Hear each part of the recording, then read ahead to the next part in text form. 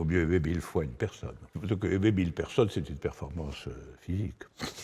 Est-ce qu'il y a une recette, une solution, une méthode pour se remettre d'une rupture? Si elle existait, je la vendrais très cher. La méthode générale pour accommoder les amours menacés. La méthode Badiou. C'est la méthode du docteur Badiou. Comme d'ailleurs on retrouve cela dans la création artistique ou dans la politique, il faut qu'il y ait dans l'amour, il faut quand même qu'il y ait un élément de confiance.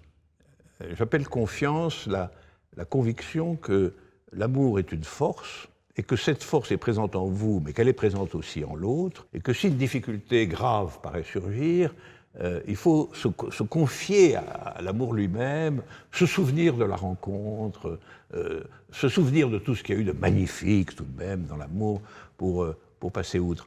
Et ça, je pense que cette notion de confiance est quand même très importante dans la plupart des véritables projets humains. Je pense qu'il n'y a pas de projet humain important ou significatif sans un élément de confiance. Les filles aujourd'hui ont une expression pour se consoler de leur rupture.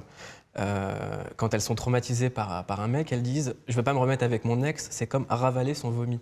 Oui, ça c'est quand même pas très beau à dire. Ah, c'est les filles. Hein. Se remettre avec, c'est une formule abstraite. Hein.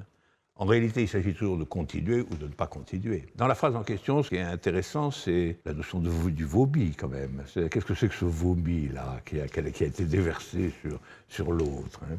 Est-ce qu'il vaut mieux aimer 1000 fois une personne ou une fois 1000 personnes? Non, on ne peut pas tromper une fois 1000 personnes, mais on peut tromper une fois 1000 personnes. Il vaut mieux aimer 1000 fois une personne. Pas de doute. Plutôt que aimer 1000 personnes, c'est une performance physique.